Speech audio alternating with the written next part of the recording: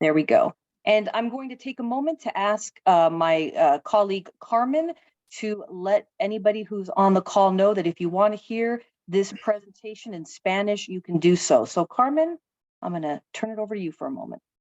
Buenos días y bienvenidos todos a la reunión.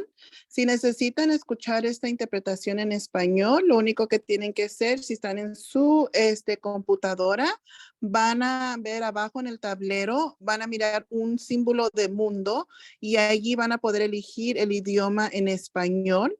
Si están en su teléfono celular o un iPad o tableta, van a ver 3 puntitos abajo en el tablero, ahí donde dice more or más, y ahí también van a poder elegir su idioma de preferencia. Gracias. Thank you so much, Carmen. And also, I know we just had 2 people join us. If you can take a moment, welcome. This is the Policy Leadership Academy. If you could just take a moment to look to the chat, my colleague Stephanie is going to put the sign-up sheet there. We love when people say hello, good morning, that's great. But if you can also take a moment to sign up, that is our only record that you're here. And so we appreciate that. Thank you so much. And so moving on, what is the Policy Leadership Academy? Why are you here? The Policy Leadership Academy brings together stakeholders and community residents such as yourselves on this Zoom to understand, address local, statewide, and federal issues through shared knowledge of causes and impacts, current problem-solving frameworks, and best practices and actions to address change with an emphasis on policy. We're going to be together for 12 weeks. So we're almost at the end of February. We'll have one more meeting next on the 28th. Then we'll be together all of March and April. Now, April, we will have one dark meeting. That's the second before the last. And then the last meeting will be a recap and a survey. So that is what it looks like for us here on this call. Today, we have with us our speaker, Kymberly Garrett. That's going to be our agenda. She also has with her Children's Bureau Melvin Valentine. And so this is our speaker for today, Kymberly Garrett, Chief People and Diversity Officer. And I'm going to stop sharing just for a moment so I can properly introduce Ms. Garrett. So with over 30 years of progressive human resources experience in varying disciplines, Kymberly Garrett has a background using a holistic human resources management style. Kymberly supports all levels of professional development and has created cutting-edge programs in talent acquisition, talent and performance management, and executive coaching. Whether creating customized leadership training programs or facilitating change management initiatives, Kymberly utilizes her experience in both Fortune 500 companies and startups, as well as private and nonprofit organizations to help guide teams into becoming sustainable, high impact, and high performing teams. Kymberly is certified through various human resources and training organizations and also teaches human resources practice. Additionally, she serves on various advisory boards and is listed as a subject matter expert with many labor-related governmental agencies. Kymberly is a Chicago native and has called Southern California home for the last 18 years. She holds an MBA from the Kellogg School of Management at Northwestern University. It's my privilege, my pleasure to introduce Kymberly Garrett with Children's Bureau of Southern California.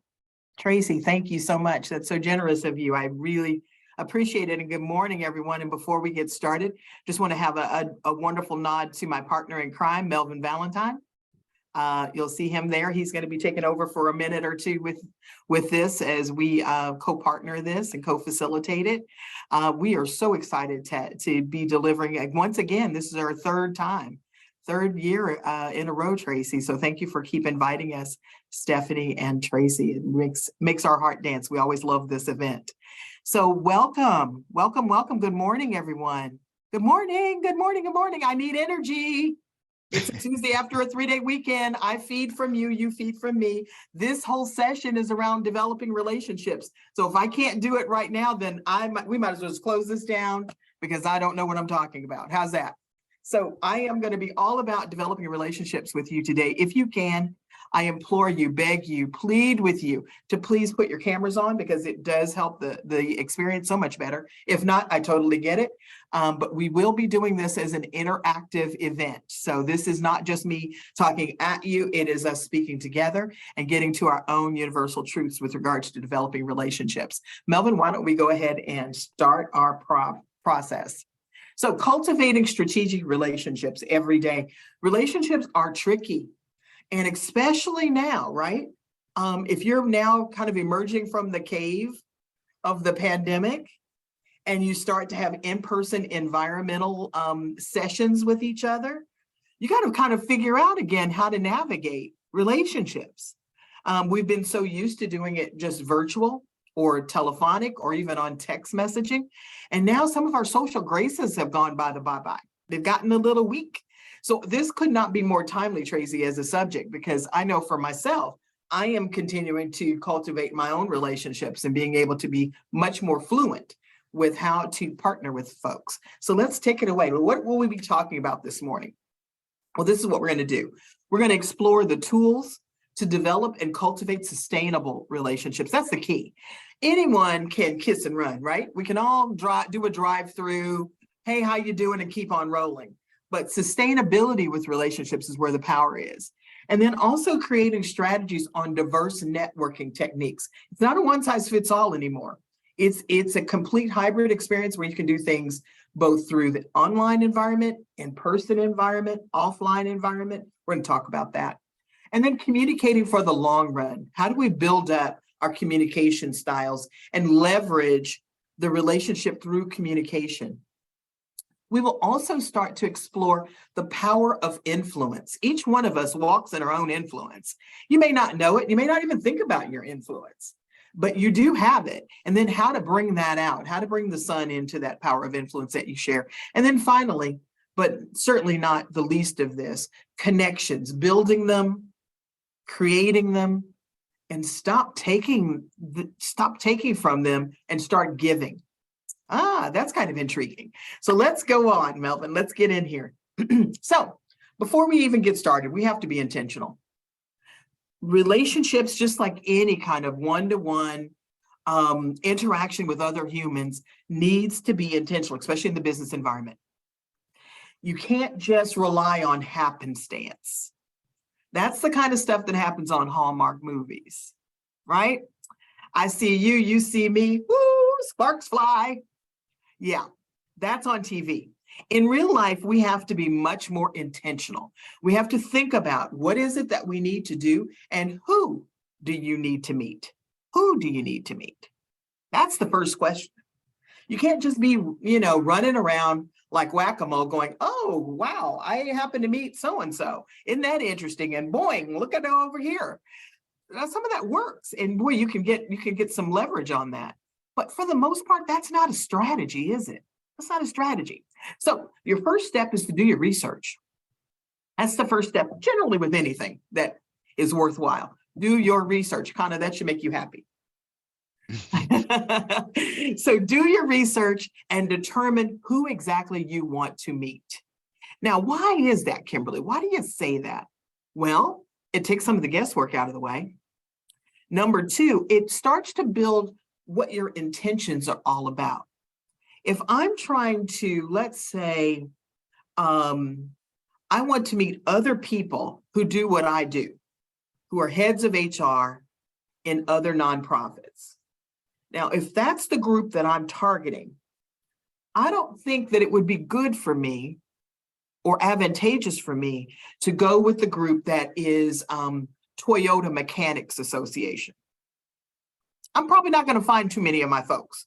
Maybe one of their partners or spouses maybe is in HR for a nonprofit, but that's a lot of maybes. I need to be intentional. Who is it that I'm going after and where will they be? Where will they be? So LinkedIn is an example of a great tool to get you started. I'm sure most of you have a LinkedIn account. You should if you don't. And even if it's not for your own self-promotion, it's a good resource to navigate. I don't work for LinkedIn, so I'm going to say that up front. There is no win in here for me to say to go get a profile for LinkedIn. But what I will say, by way of people research, it's one of the best that you have. There's also Zoom Info, which is another really good tool to look for people. So with that, you can search by organization. So if you just, you don't know who that person is in there, but you know they work for, or you are a fan of this particular organization, you can search for that organization. And you can see within that organization who has a LinkedIn profile. From that, you can then start to see who are those folks connected to. You see where I'm going with this? So you start to build this phalanx, this wonderful labyrinth of different ways to now have a network. You just created your first network just by doing that. You can search by organization. You can search by a name. If you have a name, you met someone at a meeting one time and you remembered their name, search for them on LinkedIn. Get more information. Where did they go to school? You might have shared a university. You might share associations. You might share people. Oh, I didn't know you knew so-and-so. I know so-and-so. And then you finally get to that piece where you're now creating this very specific, well-intentioned, well-researched group of people. Create a spreadsheet. Create a list on a piece of paper that includes the name and the name of the organization and the title, and then a note. Here's the big piece here. A note about how you think you can create value for them. Let's pause there. Not what they can do for you. Let me say that again, not what they can do for you, because I think that's where we make our big mistake. Who do I know because I need, can you introduce me to so-and-so because I need them to do this? You following where I'm going? Start with what you can do for them. You will be amazed. You will be amazed. You will be thinking back to this moment. You'll be like, oh my gosh, on February 21st, Kymberly Garrett told me this. You will, because now you're putting out into this wonderful development of relationship ethos, this great opportunity for you to be seen as a change maker. And that's what relationships are all about. I don't know if there's anybody, I shouldn't even be teaching this. Tracy LaMonica should be teaching this. She's the best in the business at this. She knows how to put people with people. And then that comes back on her. She feeds from that pool that she's creating. It's, again, let me just say it one more time, 3 times in a row. How you think you can create value for them. We're going to be talking a lot about that today. So being intentional, that's the first piece of developing really sustainable relationships. Figuring out who it is you need to make those. I have lists upon lists upon lists. And if you go into LinkedIn, if you want the free option will get you some pretty good leverage. But if you pay $49 or $59 a month, you can get something called Sales Navigator, which will open up the universe in big, big ways. You could have hundreds, even thousands of contacts in there to swim through. And this is really a good tip. Let's keep going, Melvin. So being intentional. There are other ways too, of course, not just online, but trade shows, conferences, local and state level association meetings. Find out where your people are. Where are they? Where do they gather? Where do they meet? When I first started my consulting firm, I had no idea. I had always worked for companies. I had never done anything on my own before. And I remember very clearly on a Sunday night of the beginning of my little business that I was starting, thinking, now, how will I meet clients? Like, where are I, how will I find them? So the only thing I knew was to go to the Chamber of Commerce meetings. So I set up Chamber of Commerce meetings. I looked in the, on the internet, found out when they all met, the ones that were closest to me, or where I thought I might want to do business. I thought Woodland Hills was a good one for me because there's a lot of big corporate centers out there. I thought downtown would be good. So I just started scheduling myself with those association meetings. That's how I very first started. And I would go to the breakfast meeting, and, it was always super ridiculously early, 6:45, I think they start early in the morning. But I got my very first client on my very first day. Very first client, very first day, sitting at a table. Didn't really even have my elevator speech together. He asked me what I did. I told him what I did. I asked him what he did. He told me what he did. And he said, I've been looking for somebody like you. Now, it's not always that easy, but I put myself in the room where there could be opportunities. And that's what I'm saying to you. Find out these association meetings. I know some of these are very costly. So find out if you can volunteer to do something. That puts you in the room without having to pay for it. Be ingenious about how you do things. Say, I'll stand at the door and be a greeter, and I get access into the event. I did that for years. I volunteered at the HR associations when I was just starting my business. I didn't have a lot of extra income. So I volunteered, I got myself in the place. Focus on meeting and having a real conversation with just maybe one or two target contacts. Don't try to eat the whole elephant at one time. Do it one bite at a time. Instead of collecting like how many business cards I have, you remember that game, right? Like, ooh, look, I got all these business cards. Okay, what are you going to do with that? Who are those people? So focus more in on the folks that you feel like are your target group, and be sure to do some research. Now it's so easy to do research, isn't it?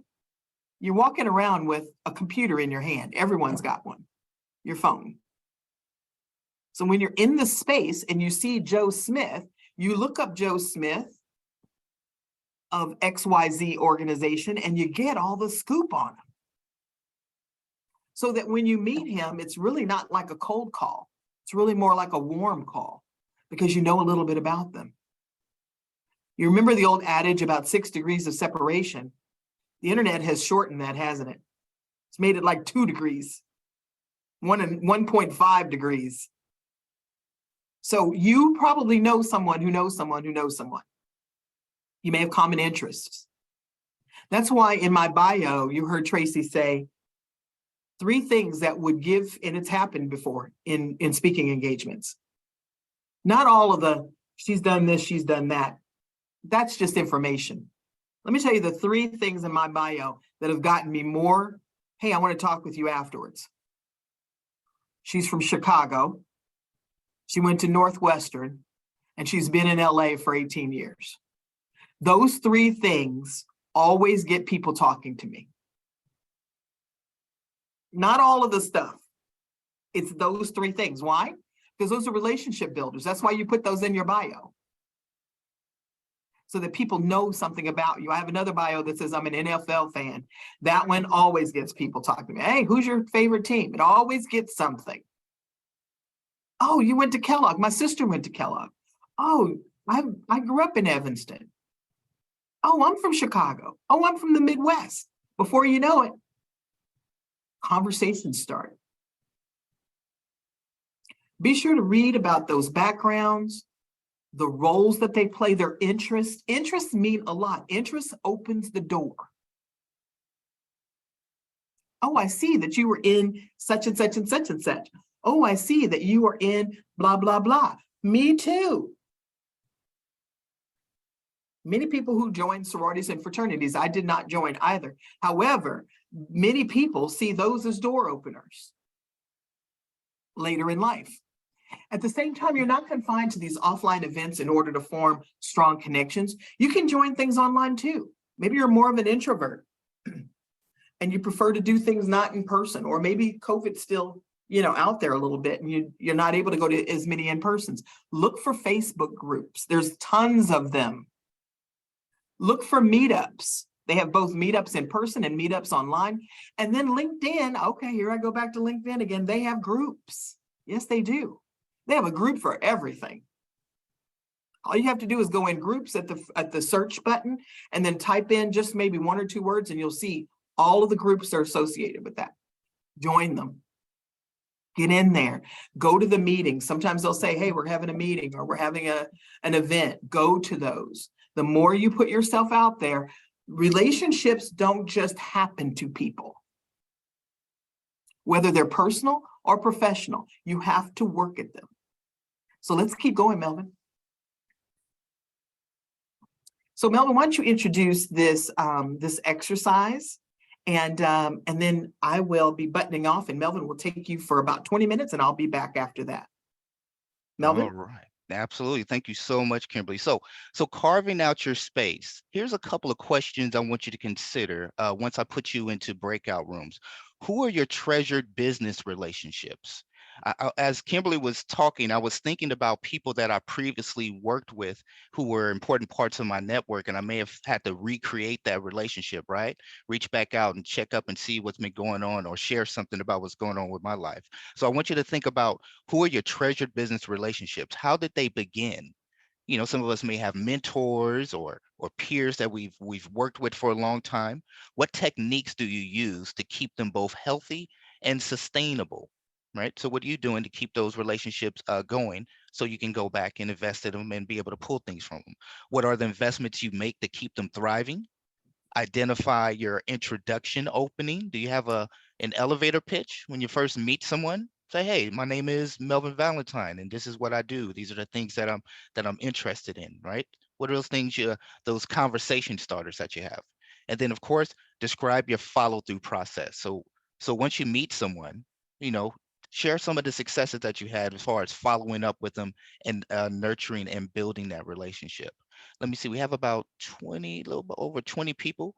I want to separate, Tracy, I want to put them into about 2 breakout rooms. And I want to understand how the interpretation services work. Should we put one in each breakout room, or how does that work? Yes, if that's what you'd like, yeah. Absolutely. Okay. All right. So I'm gonna go ahead and I'm gonna pick. They're going to be in breakout rooms for how long, Melvin? We're going to go in there for 18 minutes. So that'll give an opportunity for everybody to share, and I'll share the screen so you'll be able to see the questions once you go into the room. Great. Okay, let me go ahead and sign you manually. And if you want, Melvin, I have them ready to go if you want me to open them up. absolutely, yeah. So if you can go ahead and just Okay. open up the rooms, and we'll check back in with you in about 18 minutes. So now everybody is coming back, Melvin. All right, perfect. Welcome back. All right, welcome back. Hopefully you had a chance to have some really good conversations and share some best practices about how you're building relationships and some of your treasured business relationships that you've already created. So let me see, I'd like to go through and probably debrief a couple of the questions. So the very first one was, who are your treasured business relationships? Number 2 was, how did they begin? And number 3 was, what techniques do you use to keep them both healthy and sustainable? So I want to ask room 1, and I want to have a couple of people answer from room 1. In that room, let me see. In that room, it was Bridget, it was David, Elisa, Elizabeth, Kana, Marisol, Martha, and Tony. So I'm going to call on someone from room 1 to represent. And once you answer the question, who are your treasured business relationships? Tell us about someone whose relationship you've nurtured and you've kept over the years.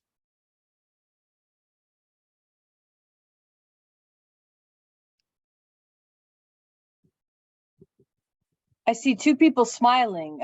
Kana and Bridget are smiling. I was looking at Kana smile. I know, yeah, they always smiling. They're not saying anything. I'm telling Bridget, go ahead, and she's looking at me like I should go ahead. Maybe Bridget, you might want to support me in this. Bridget and I were discussing that there are people that we've worked with in the past, and getting to know each other, forming that trust and that relationship, and kind of through our let's say experience working together, learning each other's strengths, and maybe even career goals, just conversations that you have with like a coworker. And so later when you guys or when we sort of part our ways, sometimes they bring us along because they feel that we're great for a certain role or a position that that they are now in, and working together with them again in the future, or even let's say if you build relationship with like a supervisor of yours, they can kind of open that door for more opportunities and giving you that experience in like a leadership role, or joining certain meetings and kind of connecting with others so that you can kind of elevate yourself within your career. So those are some of the conversations we had, and I don't know if Bridget has anything else to add that I might have forgotten, or anything like that. But go ahead, Bridget. You pretty much covered everything. Let's see. Yeah, I think you covered everything. Tony brought up a good one as well. I don't know if Tony wants to share. Come on. Hi, good morning, everyone. Yeah, so I think as far as the trusted relationships go, I did bring up that my associate director, who I currently work under, as well as my project manager, who I forgot to mention. They're definitely the ones that have provided me in particular more opportunities to kind of basically branch out and start taking on more of a leadership type of role. So I do think that it's important to keep relationships even within your own place of work. Um, and I believe Marisol also mentioned she had a relationship with a sheriff's department, and that was really cool as well, because you never know when that relationship you built might actually come back to you at some point. And then I also wanted to focus on the bullet point about like your introduction, because that's definitely one that gets kind of difficult to answer from person to person. And I find that generalizing it isn't necessarily always the best idea, because not everybody's going to understand what you're doing or where you're coming from. So that was also something that, I would love to hear pointers about as well. There we go. Okay, well, you all, brought some good points. Kind of was talking about relationships, like previous coworkers. And I have a group of peers that we always reach out to each other with opportunities. So like if there's something or there's a job role at my company, I normally kind of post it and kind of share it with people that I've worked with previously. Tony, you brought up some really good points as far as like trust. I'm talking about that with another group. Trust being the foundation of every relationship. So once we build that, how do we maintain that? And as far as like an introduction, we can definitely work on some activities. I find it hard trying to tell people what I do. Like when I tell them, hey, I'm a trainer, they'll say, oh, okay, well, what's your favorite workout or something like that? As small as I am, I'm like, no, I'm not a physical trainer. So I try to like, well, how do I explain people what I do and try to sell their value? I said, well, I'm in the business of supporting employees. So I try to explain it like that my job is to support employees through their entire life cycle. So just trying to figure out what it is in your job role and how you can explain it, like, hey, this is the value that I bring, or this is how I can partner with you. That'll be one way to kind of think about it, Tony. Good conversation. Good conversation. I know that had you going for a little bit. Let me see. Let me pull on room number 2. So room number 2, I hope I'm pronouncing this right, Aloy. I have Carmen with Project Joy, Claudia, Martin, Maximino, Olive Support Services, Raul, and Rocio. And we had 3 more questions. Let me see. Number 4 was, what are the investments you've made to keep them thriving, as far as different relationships that you have that you value? Identify your introduction opening. So if some of you have something, an interesting way of introducing who you are and what you do. And then also describe your follow-through successes, right? Give us some examples of some relationships that you've done some of these practices with, and it's been very successful. So let's see. Let's get a couple people from room number 2.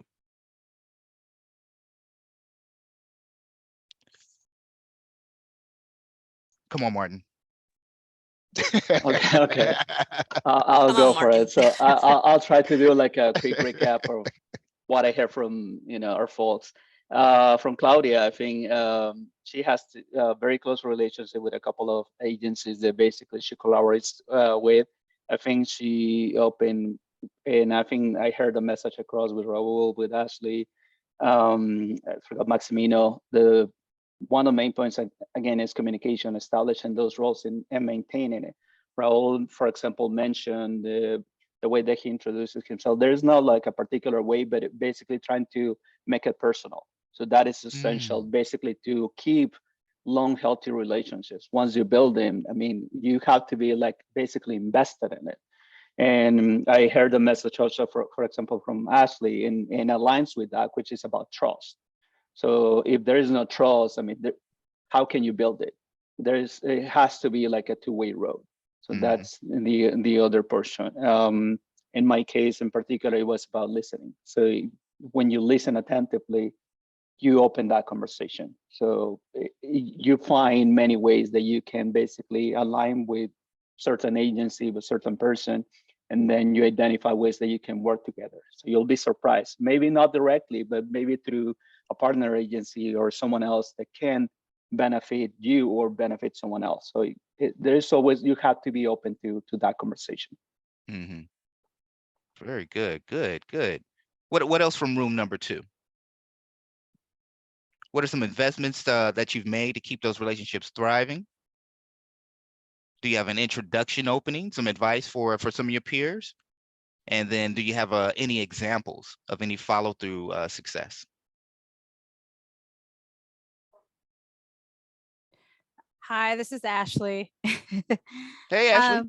Hi. So I wanted to just piggyback off of Martine and answer like the next couple of questions. Basically, for the introduction on my part and mine, again, it's has to do a lot to do with like a warm handoff in my situation with my career path that I've chosen. I'm with Valley Oasis. I'm with the time limited subsidy program for families that have been previously homeless. And when I take on a client per se on my caseload, they immediately come directly referred over to us from a navigation part of the program that works with families. So warm handoff is very, very important, especially the introductory part. And the first thing and most is that you want to gain that trust. Just how Martine was saying, that trusted communication with them is very, very important. And I utilize a lot of reflective listening because really they come into the program and they're guarded because they've been shut down a lot and they've been judged a lot. And a lot of it has to do with their defense mechanism. It's a way of survival. And it's something where we as case managers understand that and have to accept that to work with them to create a successful case plan. At the end of the day, we want to make sure that they're successfully continue to be housed or stable enough. And a lot of that has to do with building rapport, building communication, maintaining that trust with them and following with them throughout the case plan, making sure that we're showing dedication and that they're not being forgotten, which they tend to have experience with that in the past. And also at the end, they get referred over to sustainability. So our whole goal is to make sure that we help them work over their barriers and their struggles that they face, whether it's even connecting with utility services on their house. They may be housed, but they never knew how to turn on utilities.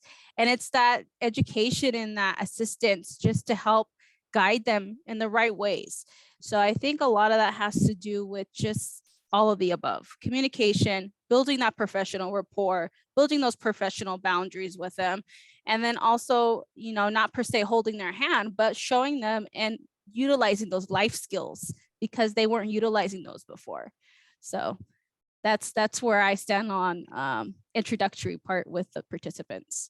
Wow. Thank you, Ashley. I got so much out of that. You talked about trusted communication. So building that trust so we can have that open way of communication, reflective listening, building rapport, making them feel remembered, right? So you're someone important, and then also sharing knowledge and building value in what you have to offer. So all of those are really good examples of how to maintain relationships.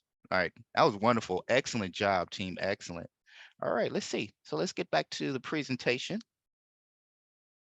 All right, perfect. All right, so you did great with that activity. And Kymberly, she'll be joining us in a few minutes, but let me just go ahead and get you set up for the next few slides. So, communicating for the long run, right? So we want to build relationships that are going to cultivate and they're going to grow, right? What is it? Kymberly said, kiss and fly by or something like that. We don't want those type of relationships. So find out how your prospects like to communicate and honor that. If they use Google Chat or Facebook Messenger to contact you, don't make the mistake of calling or emailing them to get in touch. So I had a few people during the break that came out and we talked a little bit more about LinkedIn. And I don't want to spend a lot of time on LinkedIn, but honoring the way that people communicate.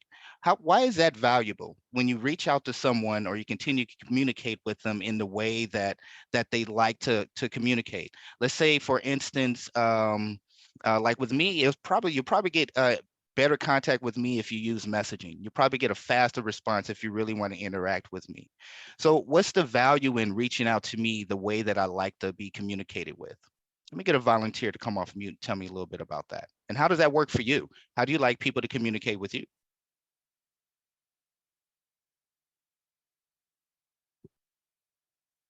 I'm gonna call on somebody. Let me see. Claudia, what about you?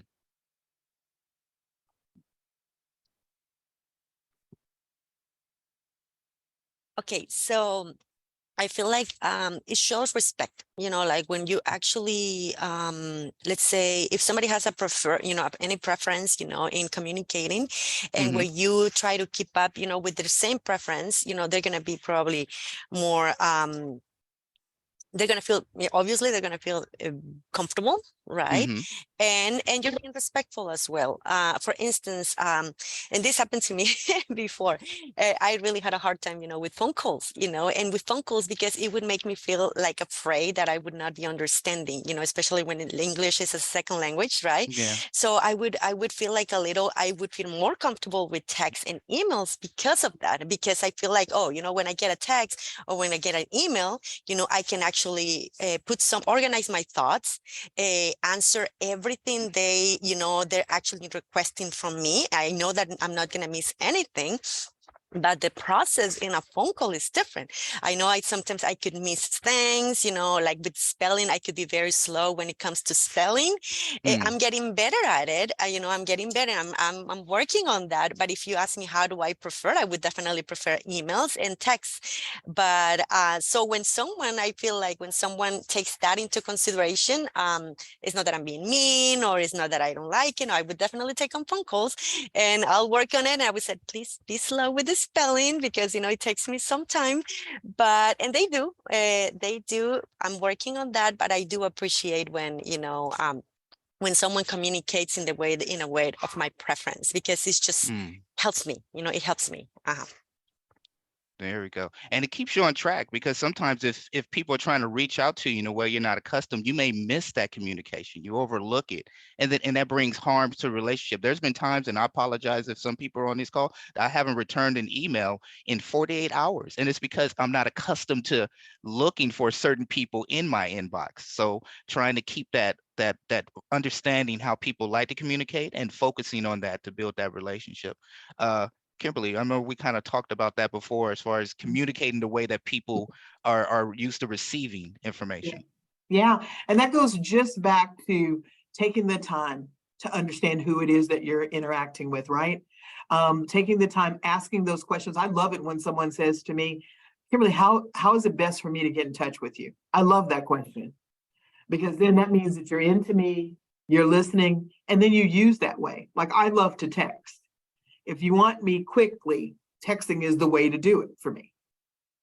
If you send an email, there could be a delay. There's a lot of emails that hit my inbox. If you call me, I'm probably going to miss it. But I can grab a text message, right? And I can answer. And most of the things that I get, sometimes I can answer that way. It's pretty easy for me to do it that way.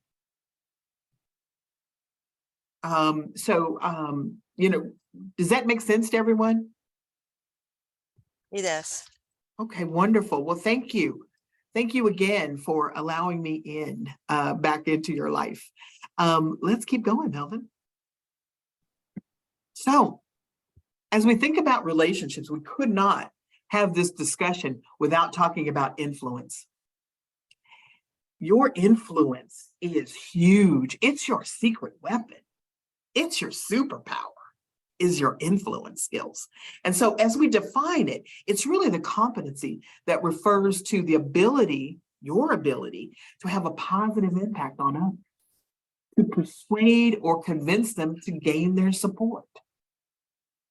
It's what we use innately every day for all kinds of things. I think I used to be an okay influencer until I had children. And that's when my influence game had to go up big time. Right? If you've ever had a 2-year-old, you know what I'm talking about. You've got to figure out a way to get that 2-year-old to do what you need them to do. And you are figuring it out as you're building the plane. You're like inside of it, right? With the influence competency, your persuasiveness, your engaging, and how you build buy-in from key people comes into play.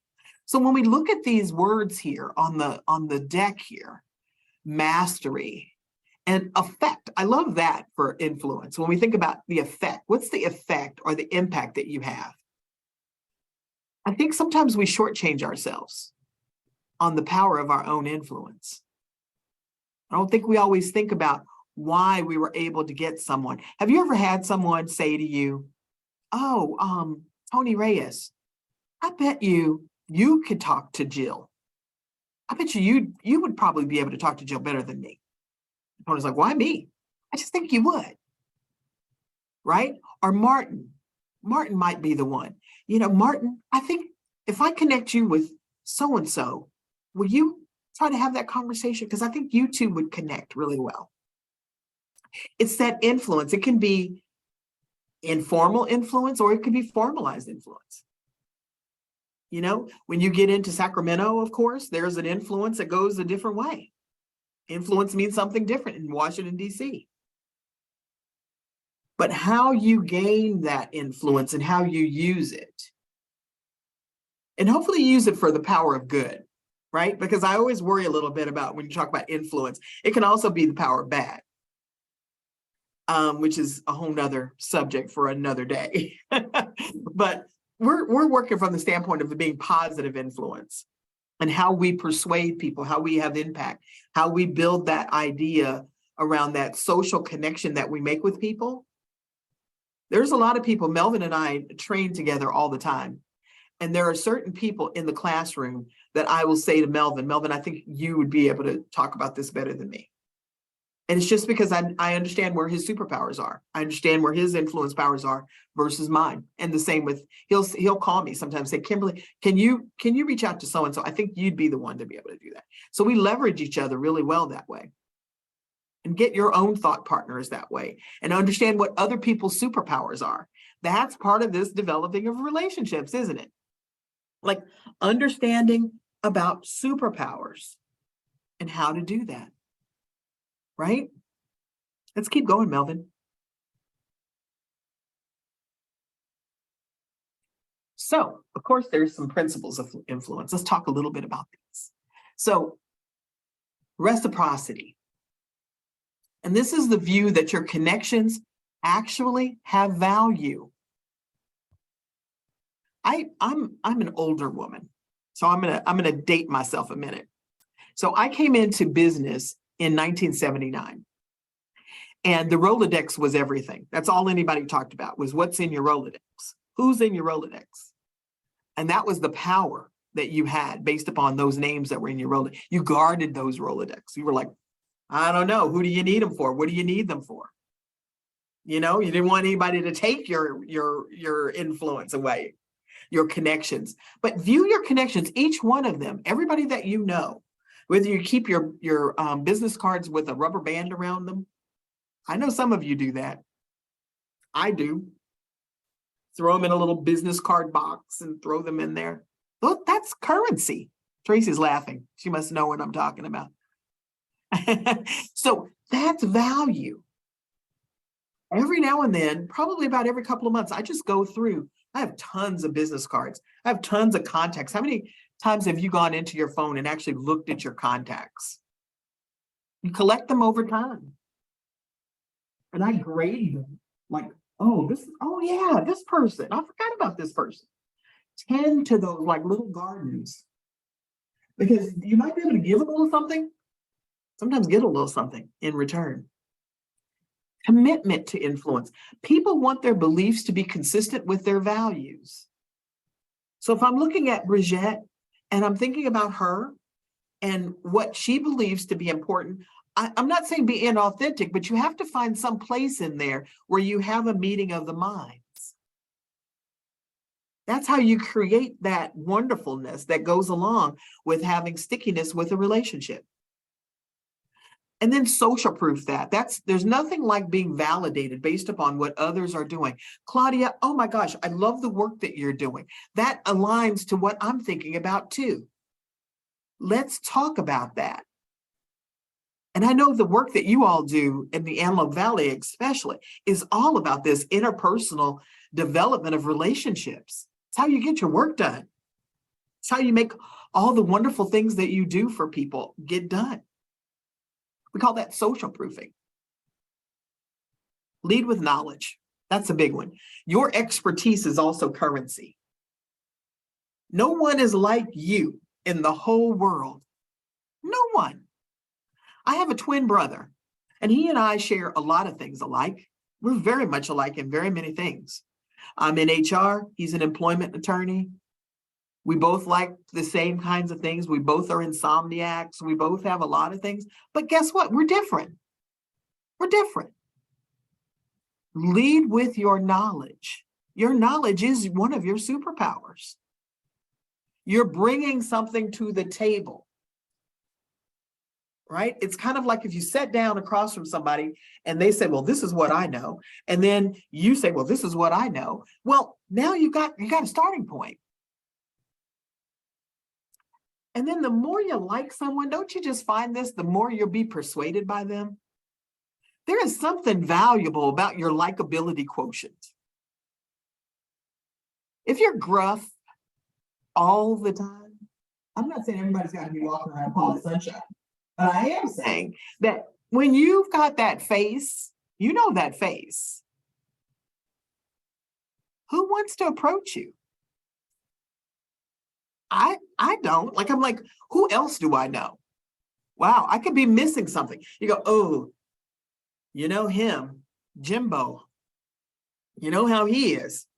And then the other friends in your little circle go, oh yeah, Jimbo.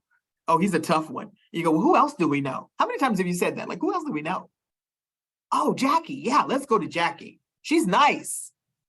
She'll take my call. So poor Jimbo might be missing out on the very thing Jimbo needs because he's not built into, he's not owning into his likability quotient. And then here's the big thing, scarcity and need. When you believe something is in short supply, fill the gap. You fill the gap. Don't wait around for somebody else to fill the gap. How many times, I stay up in the middle of the night a lot.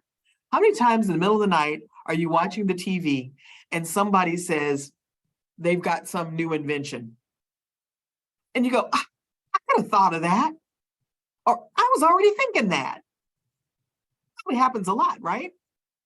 But somebody else did it. So when you know that there is an opportunity for a program, there is an opportunity for something that somebody needs, don't be looking to the left and to the right for somebody else to do it. Who do you know? And do what I call activate. Activate your relationships, activate the ideas. You may not have all of the ways to get it done, but that's why you're developing relationships. That's what the whole purpose of this talk is. Who do I know? Let's get everybody together and let's talk about this. Claudia's shaking her head. She's probably done this a lot. Fill the gap. This is how you express your influence. Is looking for value in your connections, being committed and aligning to people's beliefs and seeing that as value additive, social proofing it, leading with your own expertise and your knowledge, builds up your likability quotient.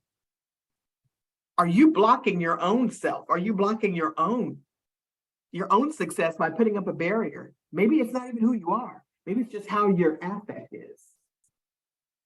Talk to people that you care about and say, is there something about me that's turning people off? My phone has gone cold. Is it something about me? Hopefully you've got somebody in your truth corner that says, yeah, you're blocking. And then finally filling that gap, filling the gap where there's an opportunity. So these are your opportunities for influence. Keep going, Melvin. And then finally, we talk about building connections. Connections is where it all starts, isn't it? Those connection points. And how do you get that done? Connect to connect is how you get connections. I'm gonna let that sit with you for a second. Connecting to connect is how you build those relationship connections. So being authentic. People read through all the BS. They just do. It lasts for about as long as you say it. It's slick, feels a little ick to you. You can't see it being sustainable. You know that person, right? Respect people's boundaries. If they've already told you they have all the information, trust that they have all the information. Don't go in there because you read some book that says, don't take no, keep breaking the door down. That's all that's going to do is make you not be likable.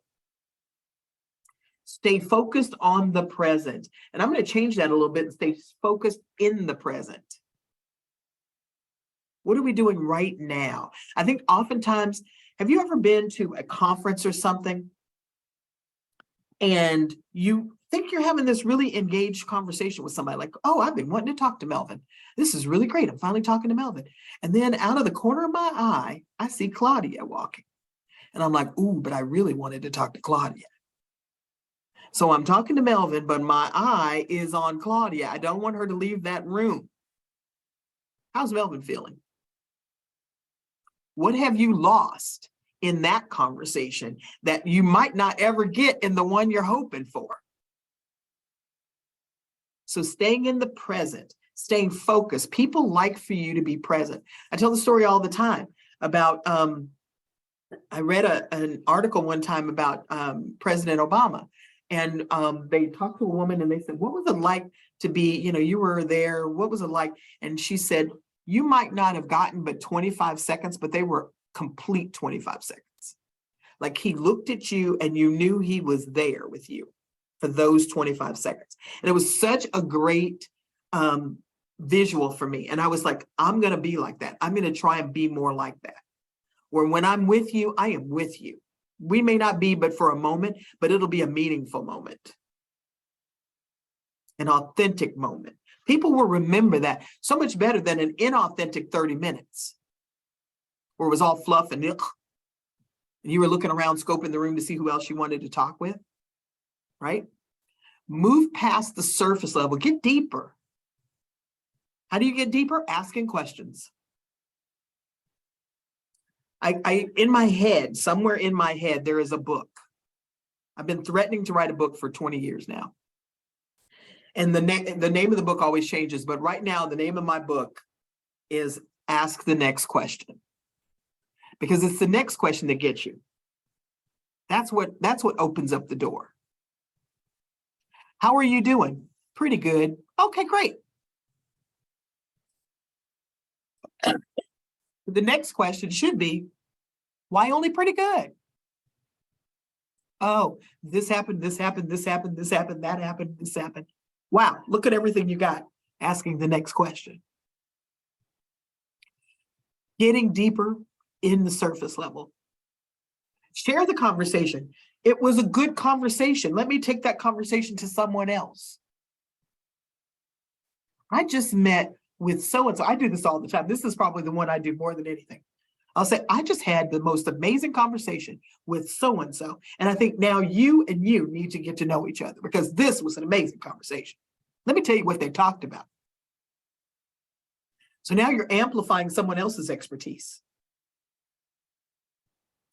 Be genuine with your admiration. Don't just, you know what it sounds like. Like, oh, I like brown cookies too. Oh, yellow's my favorite color too. That's not going to get you very far. Be genuine. Be a good listener. How does it show up when you're a good listener? You're right there with them. Shaking your head. Your proximity gets closer. Even on virtual, you can do that. Because when you're looking at your phone while you're on virtual, as slick as you think you are, everyone knows you're looking at your phone. There's the news flash. Everybody knows. Everybody knows when you're reading your email. There's a different look on your face. After 3 years of being this, I think I'm an expert.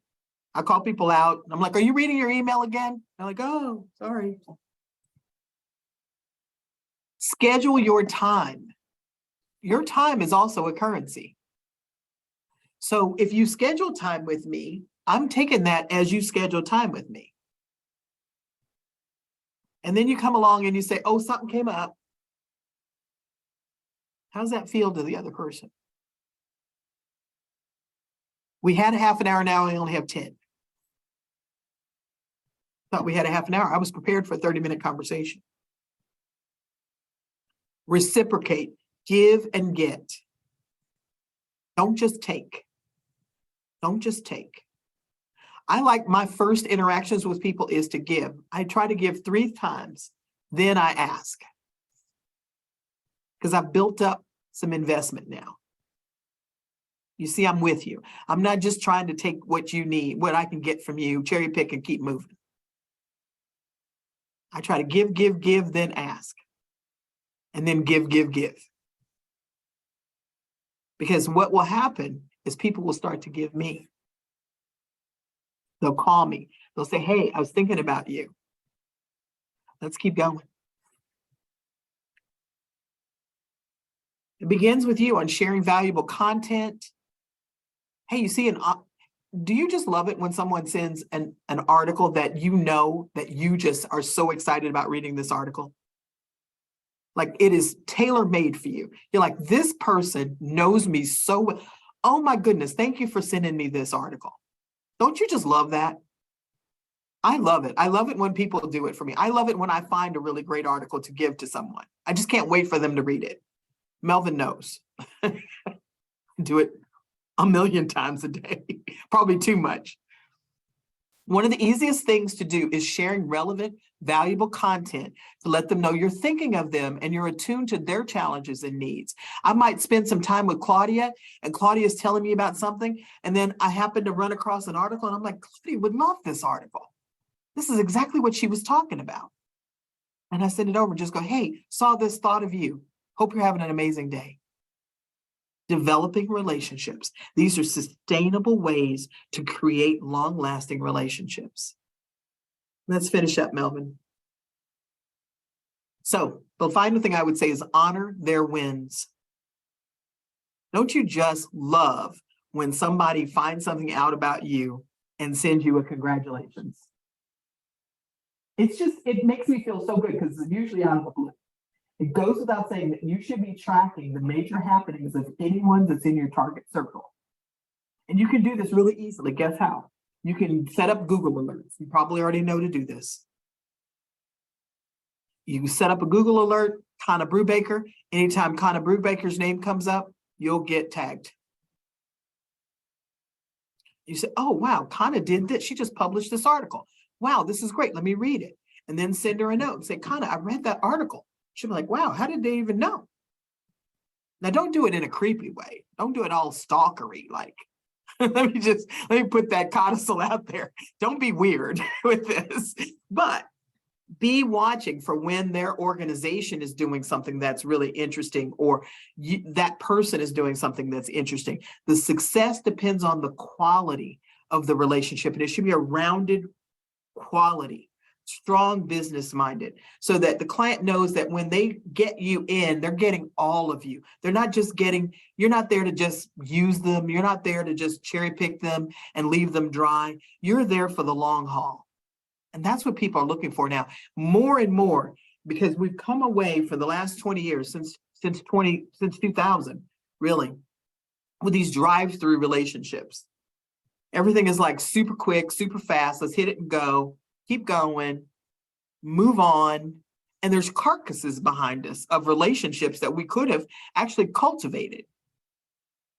And we just used people. And now we're like embarrassed whenever we see them. We're like, oh, you know, there's a reason why there's a thing called ghosting, right? You know, because like we've gone dry. I've done it. I've gone dry on people. And then, you know, then they want to do something nice for me. And I'm like, oh, terrible. Like she was reaching out. I just saw the other day on my LinkedIn, somebody had, every year for my work anniversary, they always say congratulations. And I never even said thank you. Like, what kind of human am I? So I took the time and wrote him a note and said, I just noticed that the last 3 years you have said congratulations to my work anniversary. And I have never said thank you back. And I am ashamed. It opened up a conversation. It opened up a dialogue. You can repair broken relationships too. It takes humbleness. It takes being vulnerable. But you can do that, Melvin. So our final thoughts today is really cultivating and sustaining authentic relationships are pivotal, no matter what work we do. Being prepared, well-researched, and intentional creates this viable opportunity to leverage the quality of any relationship that you come into contact with. So treat every communication, every presentation as a new business opportunity, because you work hard to make a positive impression with prospects for the future. So that's kind of what I have to say about this. Melvin, let's go to the bigger room now. Any questions I can answer?